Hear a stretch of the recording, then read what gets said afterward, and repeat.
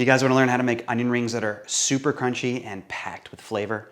Keep watching because I'm going to show you exactly how to do that.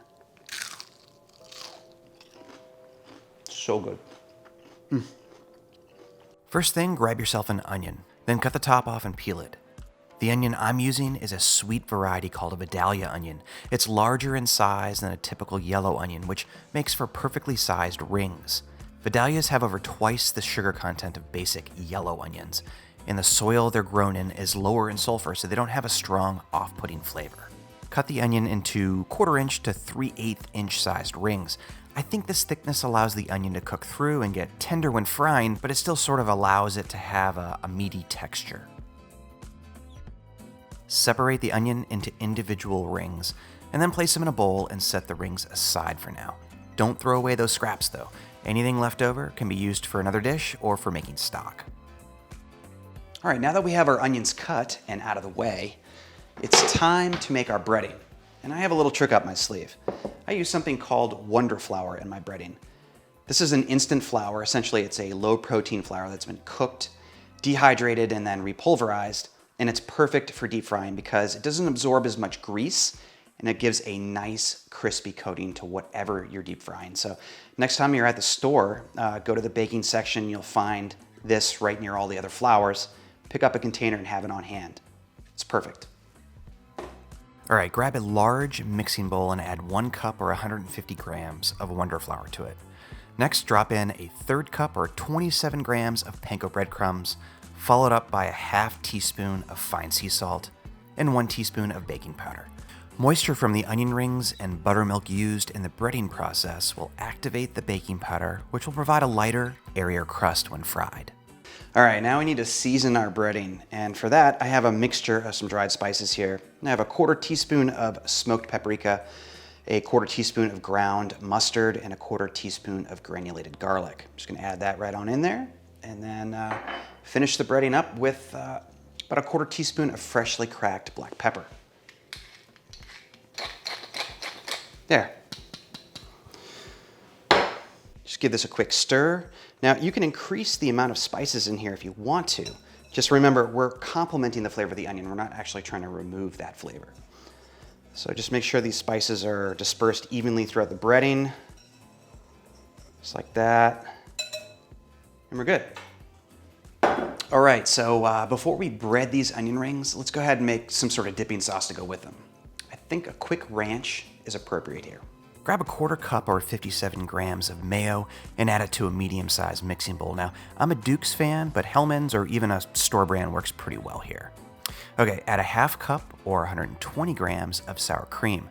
If you don't like sour cream, a good substitution here is whole milk yogurt. I've used it in a pinch and it tastes great. Now, it's time to add some dried herbs. In this bowl, I have 1 teaspoon of dried dill, a 1/2 teaspoon of dried chives, and a 1/2 teaspoon of dried parsley. Next, add some spices. I have a 1/2 teaspoon of garlic powder, a 1/4 teaspoon of onion powder, and a 1/4 teaspoon of dried mustard.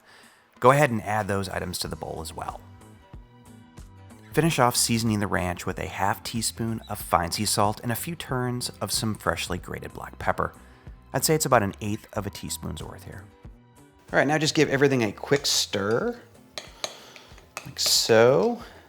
And if this seems too thick, all you gotta do is add, like a few teaspoons of buttermilk, just to thin it out a bit, like this.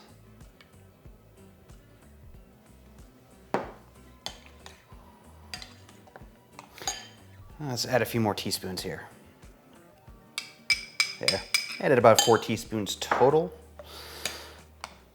And that looks pretty darn good. Let's give it a quick taste and then you can adjust the seasoning if you need to. That's ranch. All right, now just transfer it into a jar, carefully, if you can, or some other container. Just like this, there we go. No spill, perfect. Slap a lid on it and place it in your fridge. All right, I've set up a 3-stage breading station, and this is what we'll use to knock out our onions. In this bowl right here, I have some unseasoned Wondra flour. That's it. Second bowl is some plain old buttermilk. You can use low fat or whole, doesn't matter, they both work great. And the third bowl is the seasoned breading that we prepared earlier. This bowl right here, well, this is just really a way to coat the onions so that the buttermilk has something to cling to. So we're gonna dredge, soak, bread on the pan. Sound good? All right, let's do that. You can work with a few onion rings at a time. Toss them around in the bowl of Wondra flour and make sure they have a thin, even coating covering the entire surface of each ring. Then transfer one or all of the rings to the bowl of buttermilk and soak them. Notice how the buttermilk clings to that thin coating of flour applied in the first stage? Well, this is really going to help you get a perfectly thick and crunchy crust. Finally, coat the onion rings in the seasoned breading that you prepared earlier. Again, make sure you get a nice even coating here. This is going to ensure that the rings cook evenly when you fry them. Place the rings on a parchment-lined sheet pan, and when you've finished up, head on over to the stove where you should have some oil preheating. All right, guys, I have some oil here set at 325 degrees Fahrenheit. That's about 163 degrees Celsius. And I'm gonna go in with some onion rings, about, I don't know, 3 or 4 at a time. And I'm gonna fry them for about 2.5 to 3 minutes. You're gonna need to manage the your flame here and adjust it to compensate for the drop in oil temp when you add your onions. But try to keep it somewhere around 325 degrees Fahrenheit, 330 degrees. You'll be good to go. When done, your onion rings should look like this. They should be golden brown and delicious and have a nice crispy shell. It'll take about 10 minutes to fry all of your onion rings while working in batches, but that's okay. Some of the onion rings might cool off a bit, but the Wondra flour will keep them nice and super crispy. For plating, I'm just gonna transfer these guys to a smaller parchment-lined sheet pan because that's what I typically use when I serve fried food. It really makes cleaning up a snap. Let's grab a little bit of that ranch we made earlier.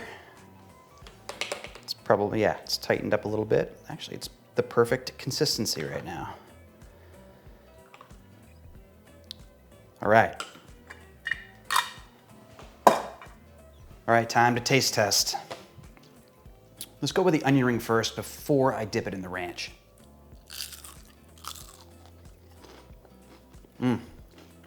Still super crunchy, and they've been sitting here for like 10 minutes while I set up my lights and camera and everything. Really good sweetness from the onion still. The breading isn't overpowering that at all. There's just enough breading to give it a good crunch, but it's not overwhelming by any means. Let's go with the ranch now.